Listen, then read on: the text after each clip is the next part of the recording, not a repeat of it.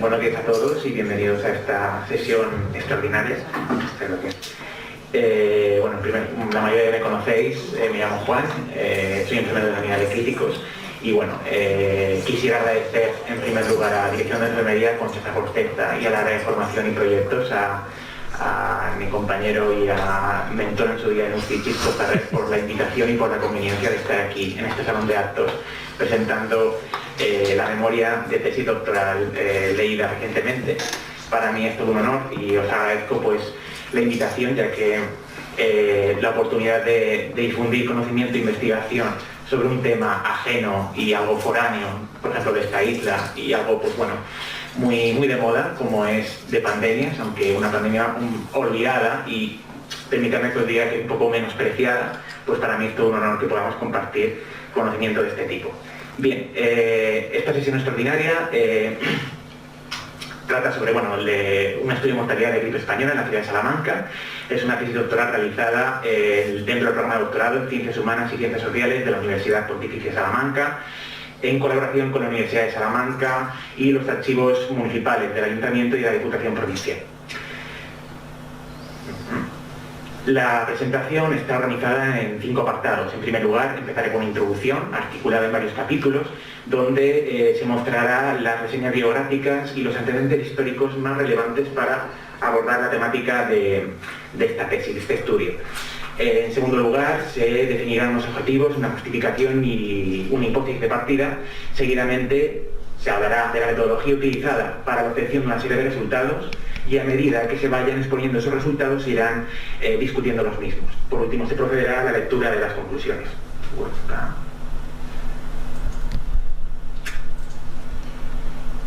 Bueno, en primer lugar es necesario empezar por la introducción, explicando el origen de las enfermedades infecciosas, los antecedentes de la biología. Es preciso señalar, antes de llegar al año 1918, el año de estudio, del estudio de mortalidad, de que hasta el siglo XVII no se empieza a cuestionar lo que es la teoría de la generación espontánea, aquel paradigma filosófico que definía o que promulgaba que el origen de toda vida y de toda enfermedad infecciosa era de origen espontáneo o natural. Surgen numerosos experimentos y numerosos portales científicos que cuestionan esta teoría, como por ejemplo el experimento de Francesco Redi, Anthony Van Locken con la identificación de animáculos, el experimento de Lázaro Spallanzani al aplicar calor en caldo de cultivo, y en 1796 con la identificación del todavía no descubierto virus de la viruela por Edward Jenner. Esta tendencia, que intentaba cuestionar el paradigma de la generación espontánea, continúa a lo largo del siglo XIX con hitos, con descubrimientos también en el mundo de la microbiología. Ejemplo de ello es Theodor Schwann con la promulgación de la teoría celular, Louis Pasteur y Robert Koch, considerados como los padres de la microbiología, tratando de explicar el origen de las fermentaciones, y más tarde identificando el micobacterio tuberculosis. Y sin duda, Dmitry Ivanovsky, como vemos en el año 1892, es el primer científico que logra identificar no a un virus, estuvo muy cerca, identificar el primer virus del mosaico del tabaco. Nos quedaremos con la aportación de Robert Friedrich Pfeiffer, que descubre el bacilo de Pfeiffer, mal catalogado, posteriormente, ya que se atribuye el posible ente etiológico de la gripe española. Es sin duda en el siglo XX cuando se asientan las bases de una disciplina nueva en el mundo de la microbiología, aún no descubierta, como sería la biología. En la mediados de la década en los años 30, con el descubrimiento del microscopio y con mejoras en técnicas de aislamiento celular, de cultivo celular in vitro, se identifica principalmente lo que son los primeros virus. Si os dais cuenta, en el año 1931 podemos ver cómo se descubre el microscopio electrónico y por primera vez se logra aislar el influenzavirus H1N1, responsable de años previos de la gripe española. Se creía por entonces de que era una bacteria. Es importante destacar cómo en el año 1970 se establece la primera taxonomía viral internacional, que promulgaba alrededor de 168 familias de virus.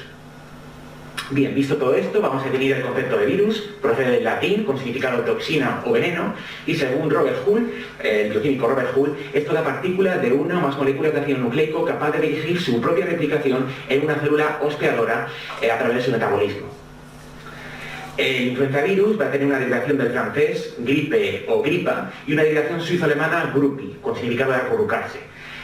La palabra influenza tiene una connotación semántica muy parecida, procedente del francés influence y del latín influencia, con un significado mitológico, por la posible relación o influencia que podían tener los astros sobre el carácter de las personas para poder padecer la enfermedad. Era la creencia que se tenía. El virus de la gripe es uno de los agentes patógenos con mayor capacidad de propagación a lo largo de la historia y ha demostrado ocasionar millones de muertes. Encontramos ejemplos en la literatura clásica, un ejemplo de ello es la tos de Perinto, escrita por el filósofo y médico Hipócrates y su tratado Corpus Hippocraticum, en cómo la ciudad desaparecida de Grecia de Perinto se atribuye un episodio de gripe que ocasionó millones de muertes en la ciudad. También las pandemias, especialmente la gripe, está relacionada con conflictos bélicos, como la guerra del Peloponeso o el conflicto en la ciudad italiana de Siracusa. Las primeras evidencias de la epidemia gripal en nuestro continente fueron en Reino Unido, durante el reinado de María I de Tudor, María la Sanguinaria, que bueno, se constataron casos de muertes durante su reinado, sobre todo en su corte, con sus súbditos. Hay historiadores que proclaman la primera pandemia de gripe en el siglo XVI, y también está la pandemia, por tanto, de gripe y otra también de tipo exantemático, peste, están relacionadas con las nuevas conquistas, las invasiones que realizábamos, por tanto, del continente europeo hacia el Nuevo Mundo. Además de descubrir nuevos horizontes, importábamos enfermedades. A partir de ahí el virus fue evolucionando filogenéticamente, gripe rusa, gripe española, gripe asiática, gripe de Hong Kong, siendo la última la gripe A del 2009, y esperemos que la próxima, pues bueno, tarde en llegar.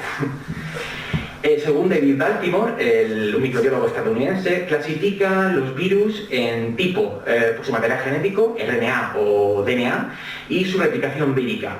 Exactamente, el influenzavirus es un virus RNA con replicación negativa, perteneciente a la familia Orthomyxoideae, y tiene 6 géneros. Los más importantes son los que destaco arriba: alfa influenzavirus, beta influenzavirus, gamma influenzavirus, togovirus, isavirus, cuarjavirus. El togovirus es más conocido como la enfermedad del salmón. Son menos importantes, pero bueno, para destacar. Al hablar de manera microscópico y a nivel, por tanto, biológico, debemos hablar de virión en vez de influenzavirus. El virión es la partícula vírica o unidad estructural de todo virus. Como veis en la imagen, bajo microscopía electrónica, el influenzavirus, el virión de la gripe, tiene forma esférica o filamentosa. Es como el coronavirus, que es totalmente perfecto, esférico. El virión de la gripe puede ser de las dos maneras. Y tiene 3 partes. Como veis en el esquema, tiene una parte más externa, que es la cubierta o envoltura, formado por glicoproteínas y una capa lipídica. La HA en aglutinina va a ser aquella glicoproteína encargada de la fijación del virión en las células del tracto respiratorio superior, a través de receptores de ácido siálico. La NA y la N2 son glicoproteínas de una aminidasa y de matriz tipo 2. La NA es parecida a la glicoproteína que tiene el coronavirus, la Spike.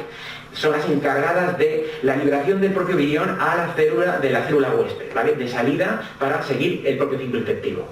A nivel intermedio nos encontramos con la cápsida, es la glicoproteína más abundante en todo el virión y es la encargada de la liberación del material genético, que ahora lo veremos en la nucleocápsida, hacia el exterior, para poder, por tanto, replicarse el virus.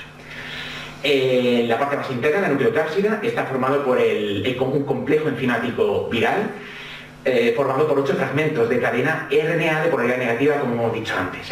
Y estos son polimerasas víricas, tienen forma de sartén, si veis en la imagen.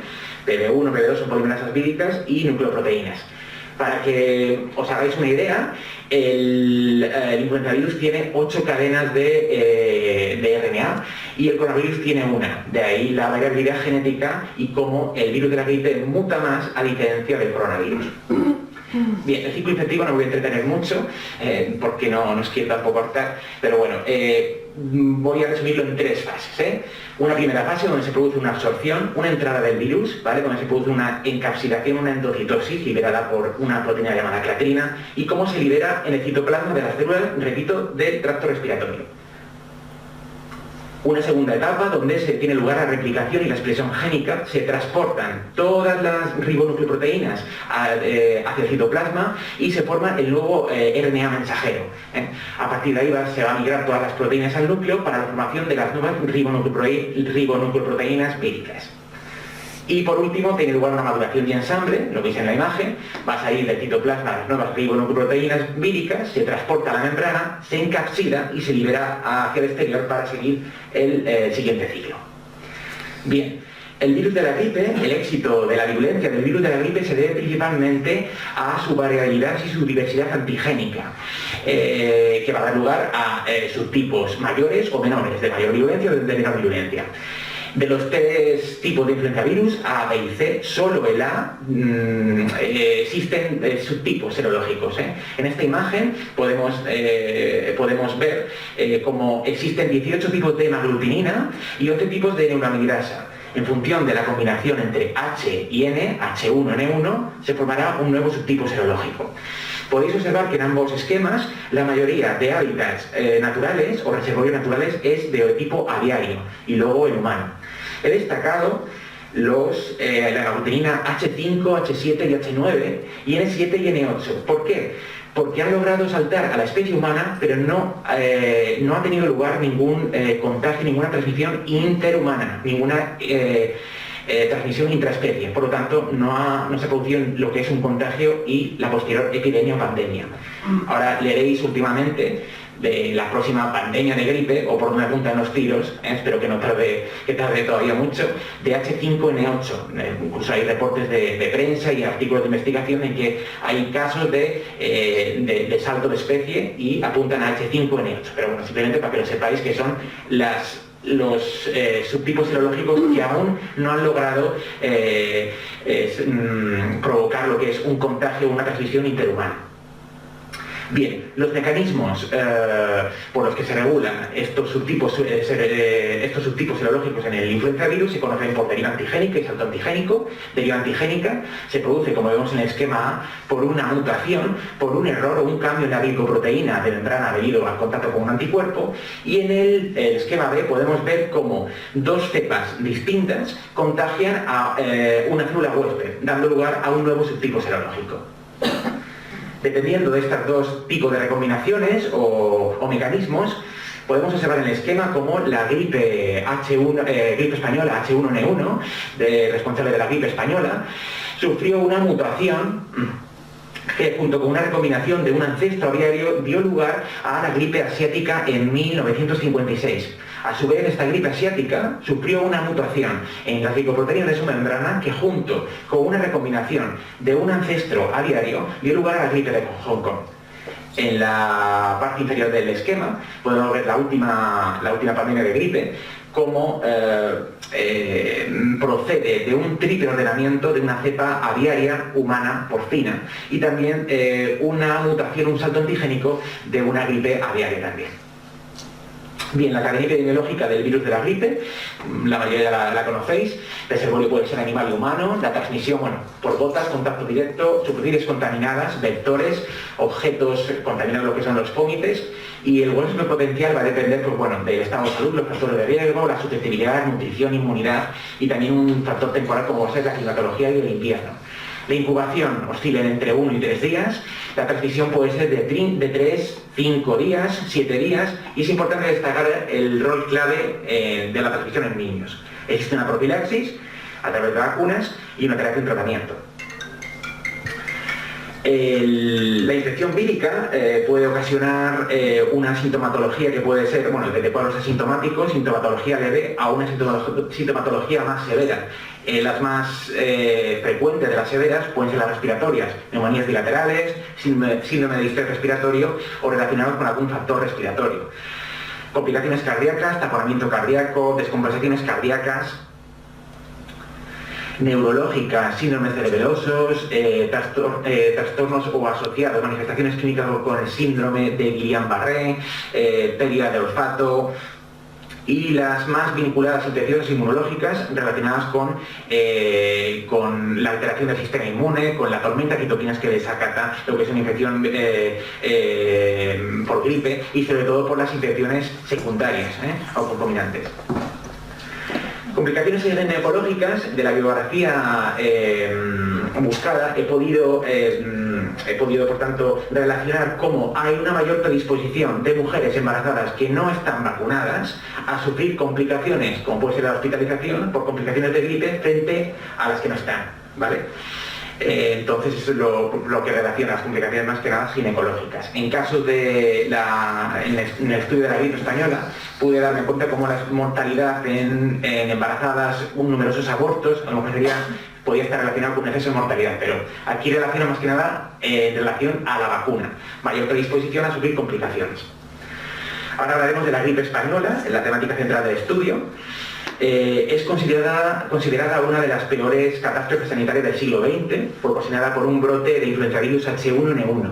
El origen filogenético, hay dos teorías. La primera teoría, que es la más defendida y la que tiene más peso, según los epidemiólogos Ortiz de Lejarazú, Geoffrey Taubenberg y Adolfo García Sastre, se cree que fue por una reagrupación al ser humano de un reservorio aviario previo a la pandemia. Y hay otro origen filogenético, que es un virus progenitor humano y porcino años previos a la pandemia, a 1918. La propagación fue letal, duró 3 horas pandémicas, 1918 a 1920, incluso hubo una cuarta y quinta ola en regiones del Pacífico en 1921, según Beatriz Echeverri. Saber realmente lo que ocurrió es hoy en día una incógnita y un interrogante para la salud pública y la microbiología, pero sí podemos determinar una serie de factores que pueden explicar su gravedad. Factores de virulencia, con la procedencia de un ancestro aviario y la respuesta inmunitaria menos eficaz en jóvenes. Sabéis que en los jóvenes la tormenta de citoquinas es más severa y se ha demostrado a la hora de, cuando se aisló el virus por primera vez en 1931, a la hora de esas polimerasas que os hablé al principio, PD1, PD2 y NS1, tenían unos marcadores de virulencia más graves. Por tanto, era un virus del cual de las 8 cadenas de ARN, 7 procedían de un ancestro aviario, por lo cual no teníamos inmunidad. Factores de la población, el grado de protección, recuerdo inmunológico de la población y zonas de aislamiento geográfico. Las zonas con más diferencias socioeconómicas también fueron las más afectadas. Sin embargo, el factor social detonante fue la Primera Guerra Mundial, entendido como crisis socioeconómica y contexto brutal, donde se ocasionó lo que es una movilidad geográfica y tránsito de personas que agravaron lo que es el contagio, además de una ausente coordinación sanitaria, la inexistencia de sistemas sanitarios eficaces con una red de salud pública y la esperanza de vida en algunas zonas incluso alcanzaban no más superior a los 50 años.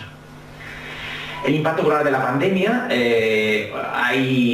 son estimaciones, no hay registros oficiales, hay autores que afirman desde unos 21 millones de personas, incluso hasta 100 millones de personas según Patterson and Pyle, suponiendo un 6% de la población mundial.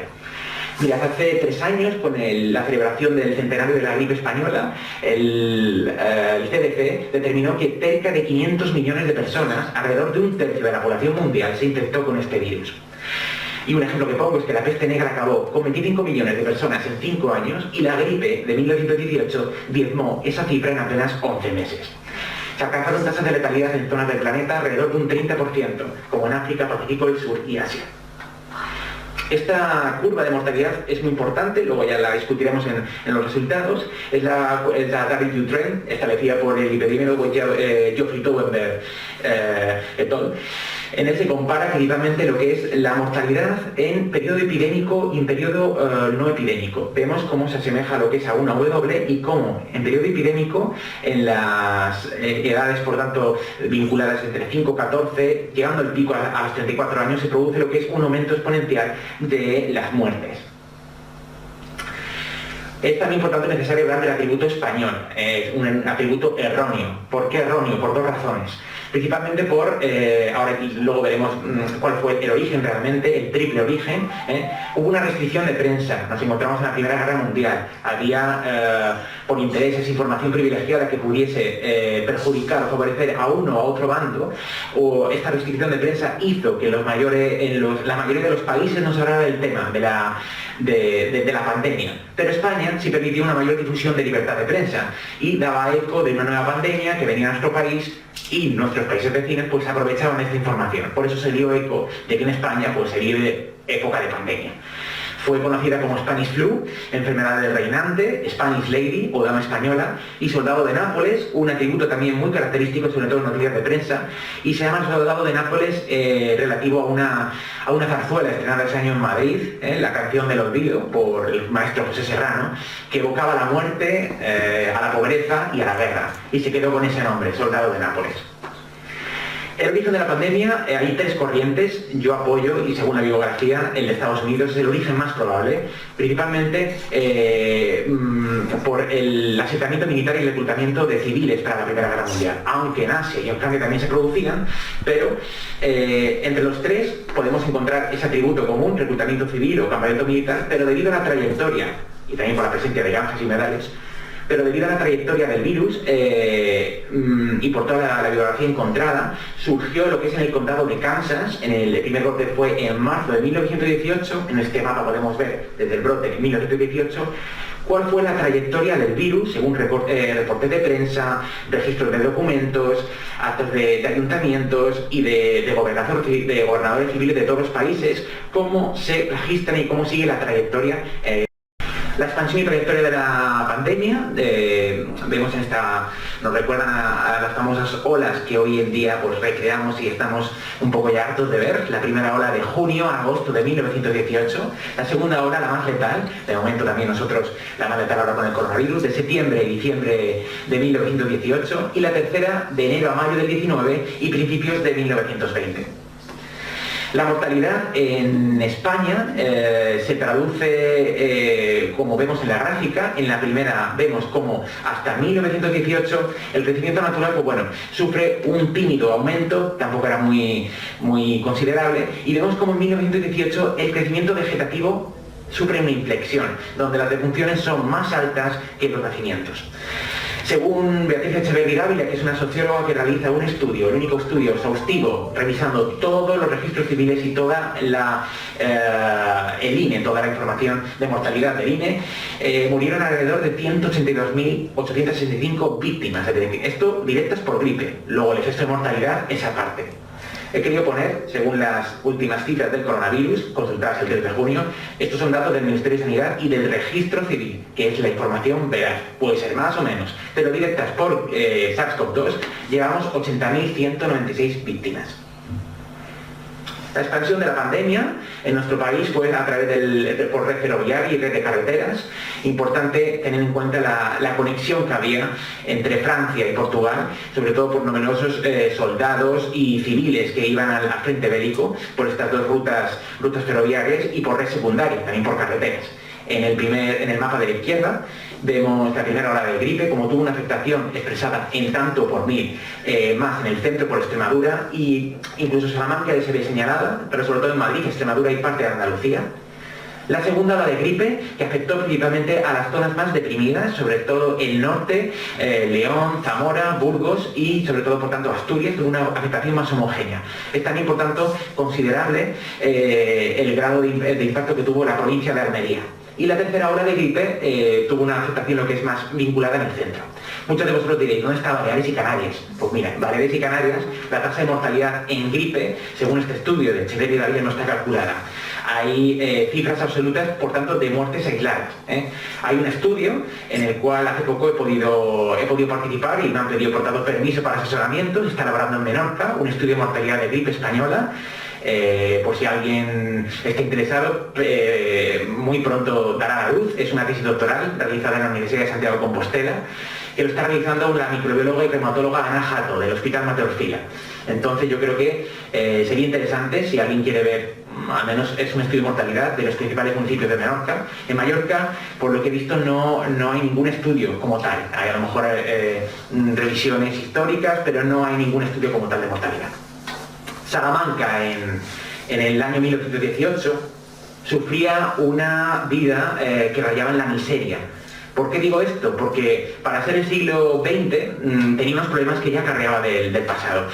Fue una ciudad, por tanto, que ya desde la guerra de la independencia afrontaba unos problemas en su casco urbano, un desarrollo urbano torpe y tardío, no propio de principio del siglo, problemas en desabastecimiento de agua, de alcantarillado y saneamiento, falta de regulación de servicios públicos, como puede ser la venta de productos, el mercado de abastos, el matadero, muchísimos servicios públicos que no estaban regulados, y desigualdad entre barrios y secciones, barrios de pobres, barrios de ricos, muy diferenciados. Además de las instituciones sanitarias y de beneficencia precarias, es una ciudad que ha dependido siempre del clero, de la iglesia, y siempre está ligada, por tanto, a conventos, y no ha habido una institución sanitaria, un hospital fuerte, por así decirlo, en aquella época. Pero bueno, en toda España también la situación era semejante. La ley de sanidad que había en aquellos entonces no es para nada como la que conocemos hoy en día.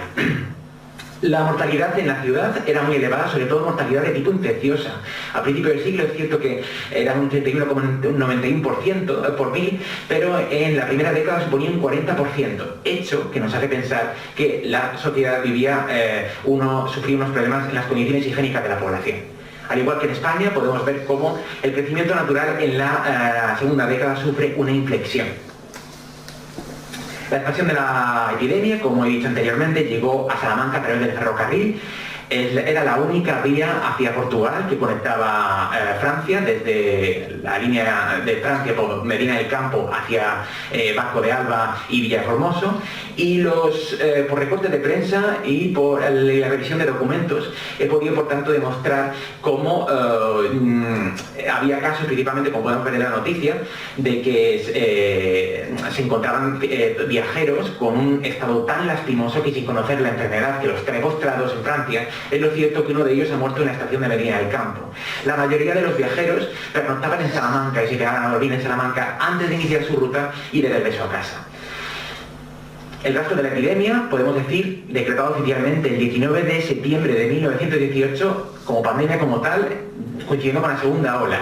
Entró por Béjar y en la ciudad de Salamanca, en la capital, el 2 de octubre ya el portavoz de la Junta Provincial de Sanidad ya destaca que había casos severos de bronconeumonías o complicaciones torácicas, que también se llamaban así, y alertaban de la gravedad de la situación.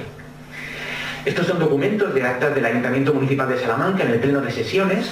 O sea, veis de manera ampliada cómo se llama enfermedad del reinante, y en el cual, pues bueno, hablan de medidas profilácticas. En este ejemplo que se ve un poco, no sé si lo podéis leer, pero bueno, recomiendan principalmente lo que es la conveniencia de que el vecindario se abstenga de comer fruta cruda, ¿vale? Ya que podía ser el origen de la enfermedad. Y también, por tanto, recomendaban la desinfección de material ferroviario. Se establecían medidas de salud pública, medidas de cordón sanitario hacia portugueses que llegaban a la ciudad. En esta acta del Ayuntamiento de Salamanca, del 9 de octubre, se puede leer que una de las causas que contribuyen a la extensión de la epidemia actual es la aglomeración de público en locales cerrados. Recomendaban evitar la asistencia, incluso se cerraron bares, se cerraron, por tanto, las escuelas, ya que, por tanto, ya se creía de que la aglomeración de público era la principal vía de contagio. Y esto es una anotación que me parece curiosa. Se rogaba al señor obispo que ordene la supresión del toque de campanas en caso de fallecimiento, por entender que esto contribuía a deprimir el ánimo del vecindario. Otra medida, por tanto, también establecida por el concejal Vázquez de Barra del Ayuntamiento de Salamanca.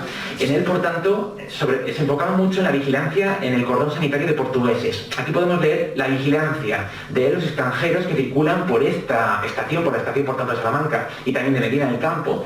Incluso decretan el confinamiento de 300 portugueses que habían ordenado su aislamiento en el edificio Mocasín. El Mocasín es una fábrica de harinas de Salamanca, ya que se encontraban en mal estado y podía ser un peligro para la salud pública.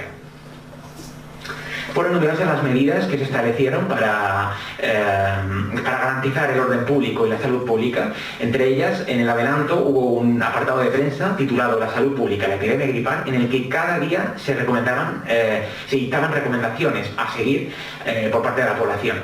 Entre ellas, pues bueno, he querido destacar la de guardar cama a la menos alteración de la salud, sobre todo si se acusa por catarro, destemplanzas, quebrantamiento general o dolores diseminados por el cuerpo. permanecer en cama 3 días después de haberse disipado toda clase de molestias y no salir a la calle sino 6 días después de abandonar el lecho. En total 9 días estando de aislamiento.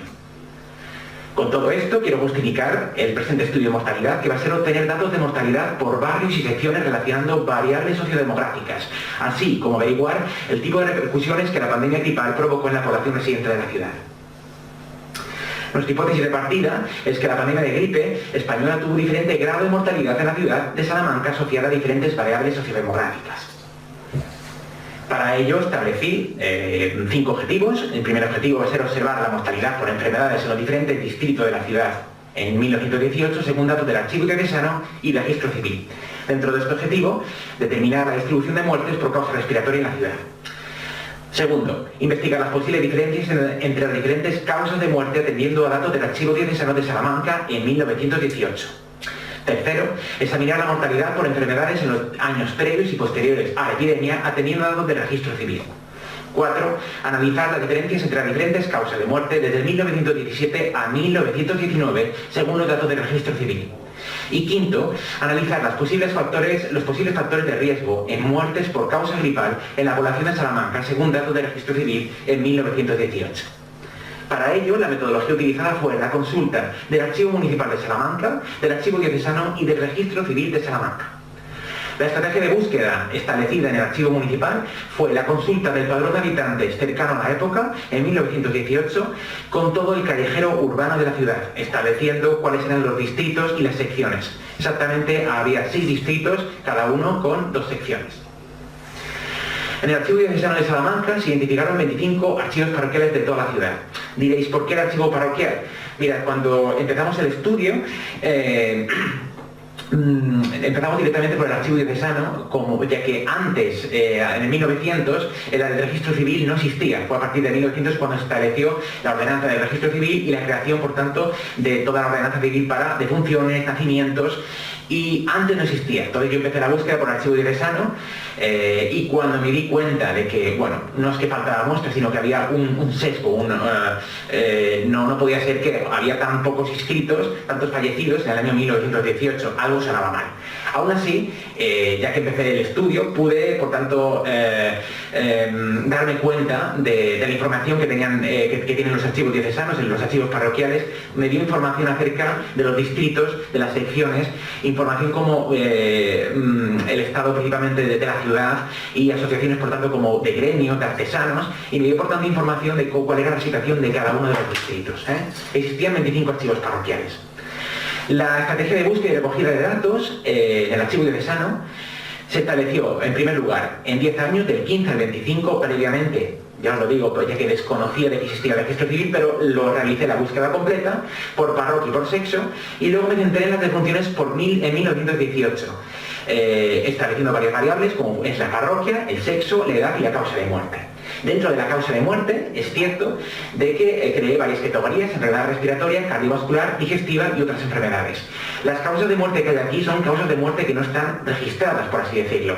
Son anotaciones del párroco, no siguen una taxonomía como si en el Registro Civil, a partir del año 1900, se sigue la taxonomía del doctor Bertiñón, que es la que sigue hoy en día establecida cuando rellenamos cualquier certificado de defunción. El Registro Civil de Salamanca, ya, esos son los libros de defunción de la época, del año 17, 18 y 19, se recolectaron el domicilio para posteriormente poder vincular como cada fallecido en qué calle había fallecido, en dónde residía, en qué distrito y en qué sección, con la información que tenía previa del Archivo Municipal del Ayuntamiento. La edad, el lugar de defunción, hospital, hospicio, domicilio u otras instituciones de beneficencia, el sexo, el mes de defunción, la causa de la muerte, agrupada según la Clasificación Internacional de Enfermedades, por el doctor Bertiñón, como he dicho previamente, y el estado civil. Toda la información recolectada, eso sí, tuve por tanto que solicitar un permiso y son de publicidad restringida.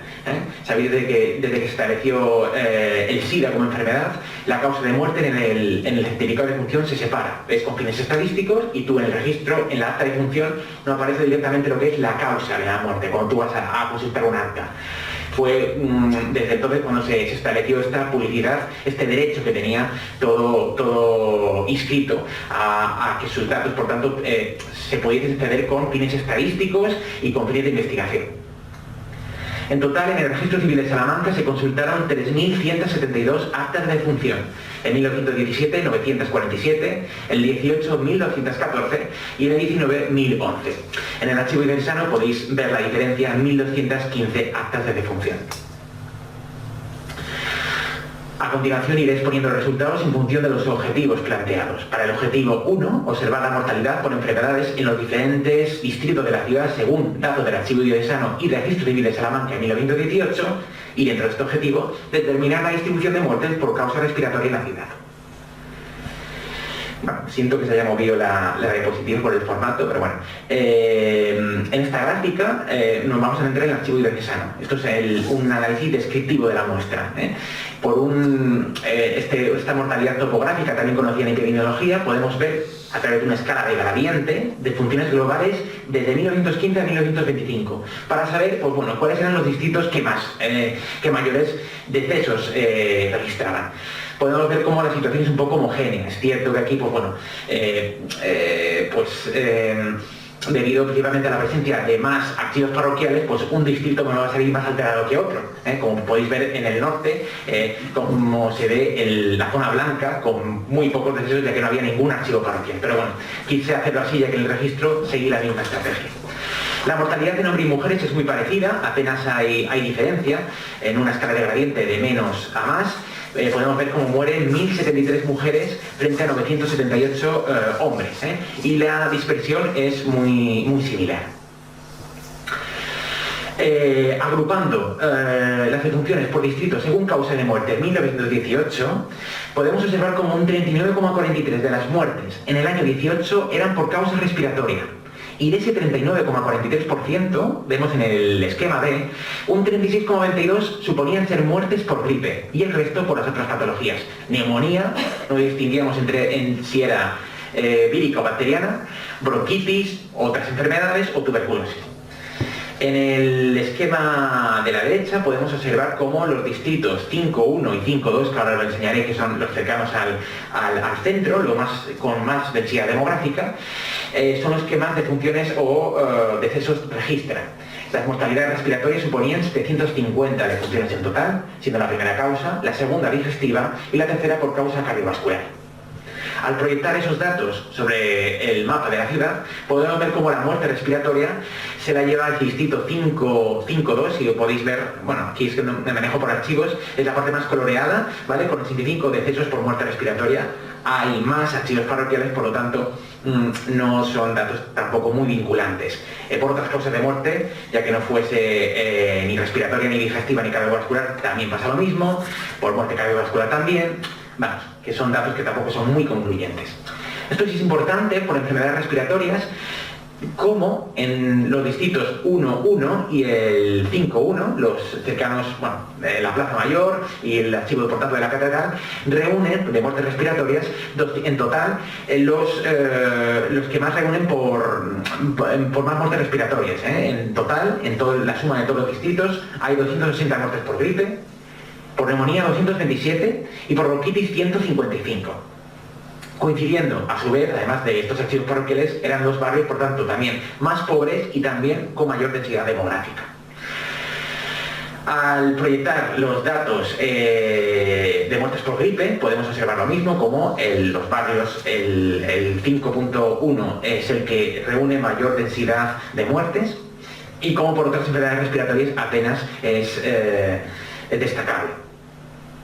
Quisimos también, por tanto, valorar a nivel descriptivo las defunciones por enfermedades respiratorias atendiendo a la edad.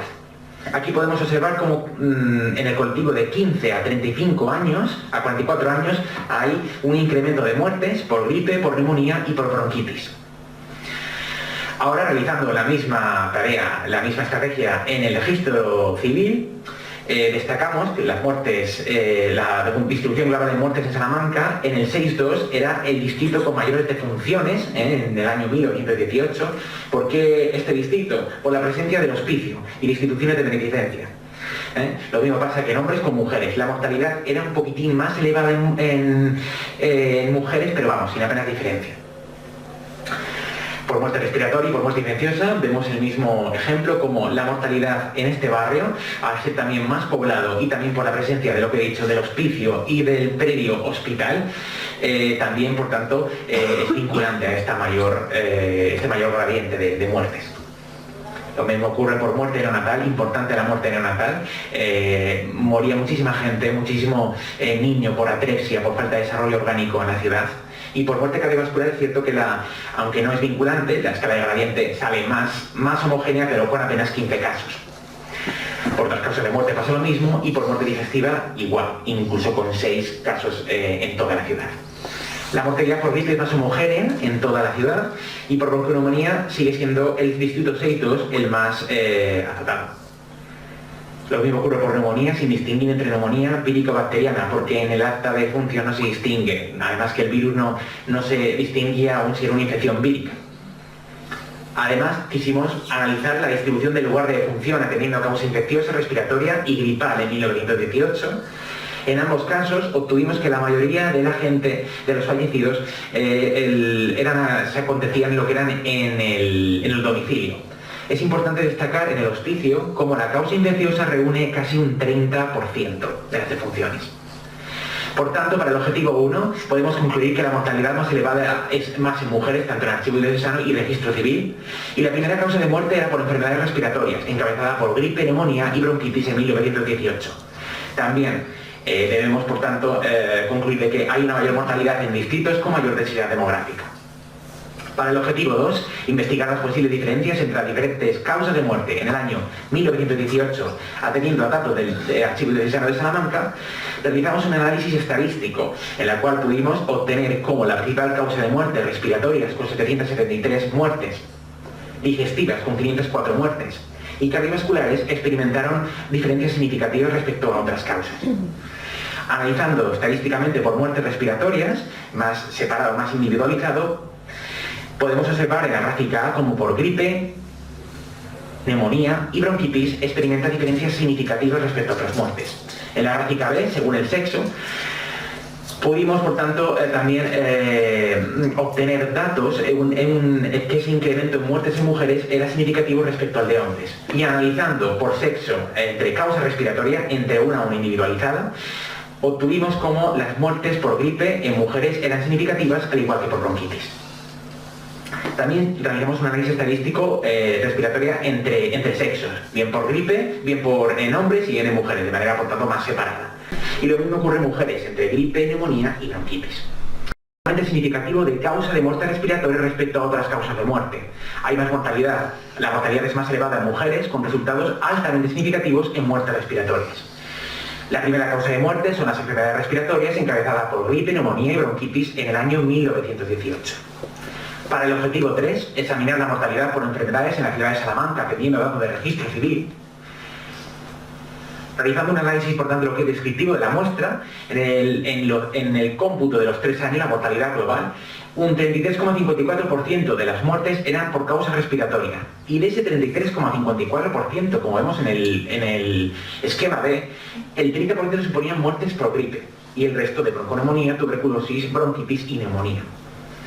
Esta gráfica podemos observar lo que es el exceso de mortalidad, bien por enfermedad cardiovascular, digestiva, infecciosa, neonatal, respiratoria y otras, en el cómputo de los 3 años y también por cada año individualizado. Vemos cómo en el año 1918 se produce un exceso de mortalidad respiratoria y también destacamos en el año de la pandemia cómo se produce lo que es un repunte en ese mismo año. Analizando de manera descriptiva la mortalidad por causa respiratoria en cada uno de los 3 años, en el 17 de epidemia, vemos como un 2,17% de muertes se debían por la gripe, en el año 1918 un 50% y en el año 1919 un 22,36%. Esta gráfica es muy importante, no sé si os acordáis de la tendencia en W, hablada en la introducción, del W-trend, podemos ver cómo se asemeja, no es una W perfecta, pero bueno, sí podemos ver, a diferencia del archivo diocesano, como no obtuvimos debido a la escasez de muestra, esa tendencia en W, ese incremento de muertes en juventud, en colectivos más jóvenes, tanto por muertes respiratorias, en la gráfica A, como en la gráfica B, tanto muertes por gripe.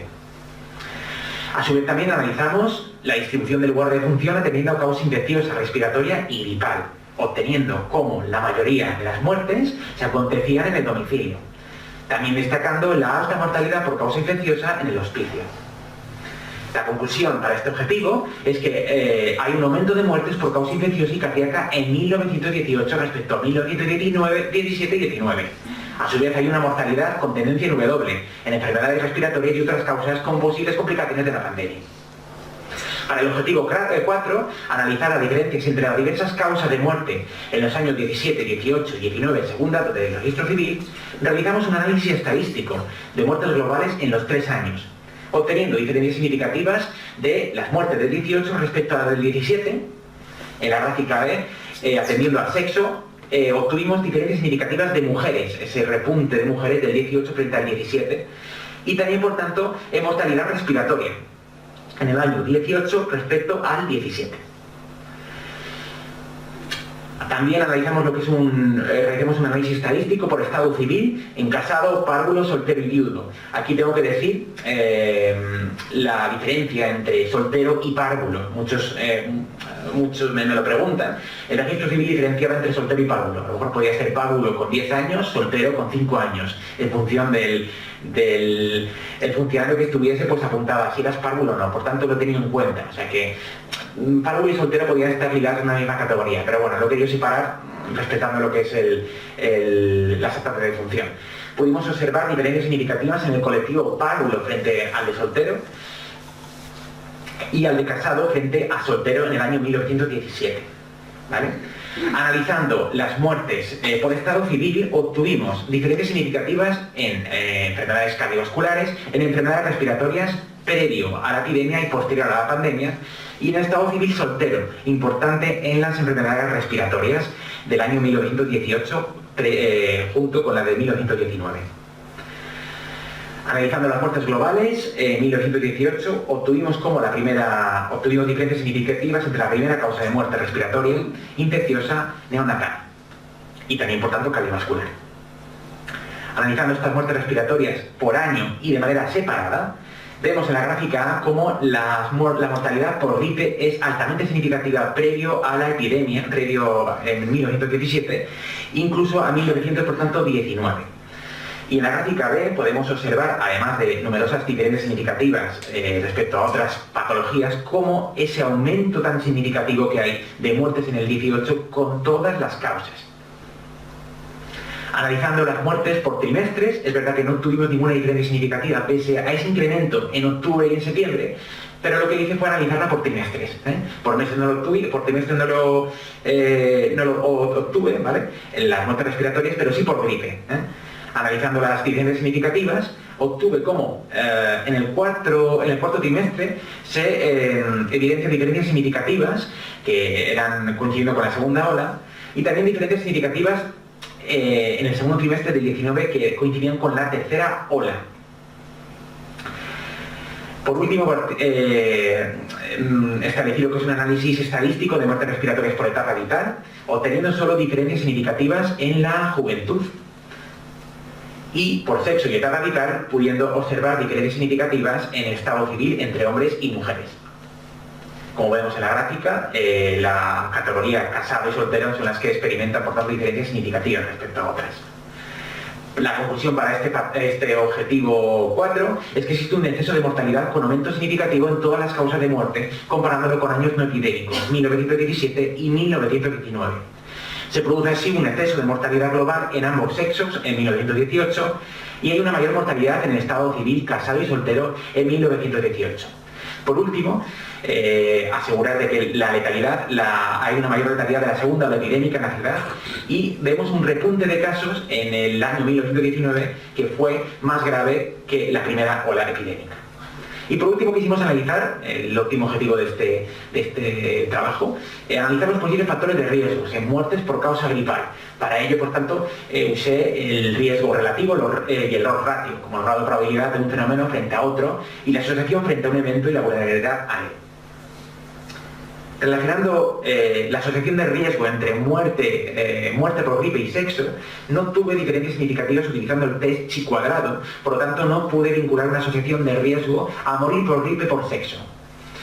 Analizando gripe y estado civil, obtuve diferencias significativas utilizando el test chi cuadrado y sí pude obtener una asociación, lo que es negativa, en la categoría párvulo, siendo un efecto protector, y un factor de riesgo siendo soltero. Muertos por gripe y etapa vital, obtuve diferencias significativas estableciendo cómo la categoría neonatal sería un efecto protector en aquella época de muerte por gripe y cómo la adolescencia o juventud sería un factor de riesgo de muerte gripal. Y por último, gripe y trimestres, analizando la asociación de riesgo, pudimos obtener cómo en el primer, segundo y cuarto trimestre obtenemos diferencias significativas con una asociación positiva y negativa, teniendo por tanto el efecto protector el primer y segundo trimestre como menor riesgo de muerte gripal, siendo el cuarto trimestre como un factor de riesgo de muerte por gripe, coincidiendo con la segunda ola epidémica. Por tanto, las conclusiones para este objetivo es que la variable sexo no pudo ser evaluada como una posible asociación de riesgo de muerte gripal. El estado civil párvulo es un efecto protector, mientras que soltero se comporta como un factor de riesgo. La categoría neonatal se comportaría como efecto protector, mientras que juventud y adolescencia actuaría como un factor de riesgo. El primer y segundo trimestre de 1918 se comportaría como un efecto protector, mientras que el cuarto trimestre mostraría ser un factor de riesgo. Y para acabar las conclusiones las voy a leer de manera resumida. Una conclusión. La primera conclusión: la expansión del virus fue debida por flujos migratorios de la Primera Guerra Mundial que suponían ser huéspedes y vectores potenciales en la difusión y transmisión del virus. 2. No fue hasta la llegada de la segunda ola epidémica cuando se registró una elevada morbimortalidad en los meses de septiembre y octubre. 3. La investigación llevada a cabo aporta un análisis demostrando cómo los distritos con una mayor densidad de población y más empobrecidos experimentaron mayores defunciones por causa respiratoria infecciosa. 4. Los datos de mortalidad recogidos en el archivo diocesano resultan ser poco representativos. 5. La mortalidad sufrió un cambio de tendencia desde 1917 a 1919, observando un exceso de mortalidad en todas las causas de muerte en el año 1918. 6. El acúmulo de muertes respiratorias en la ciudad resulta ser el más pronunciado en los meses de septiembre y octubre de 1918. 7. La mortalidad infecciosa experimentó un repunte pronunciado en el tercer y cuarto trimestre. 8. La población residente de la ciudad que falleció por gripe moría en sus domicilios, reafirmando los conocimientos sobre la virulencia de la epidemia para el aislamiento y tratamiento de los afectados por parte de la sociedad y autoridad con el fin de evitar la transmisión y propagación de la enfermedad. 9. La mortalidad por la epidemia gripal, la ciudad sufrió una tendencia de W. 10. La asociación de muertes por gripe ratifica la letalidad y mayor riesgo de muerte en el tercer y cuarto trimestre de 1918, comportándose como un factor de riesgo de muerte. 11. La tercera ola epidémica incidió sobre la capital registrando mayores defunciones por muerte gripal comparada con la primera ola. Y bueno, para acabar con esta cita, quiero dejar plasmada, al igual que lo hice en el manual final de la tesis, a medida que lo escribía, es una cita de Aldous Huxley, de un filósofo y un escritor británico, muy acorde a los tiempos que vivimos y que nos haga reflexionar sobre nuestras actitudes como sociedad. Quizá la única lección que nos enseña la historia es que los seres humanos no aprendemos nada de las lecciones de la historia. Y bueno, pues para acabar, otra moraleja de Albert Camus, os recomiendo este libro, que trata de epidemias, y bueno, le dice que quién enseñó todo esto, doctor, y la respuesta fue instantánea: el sufrimiento. Muchísimas gracias.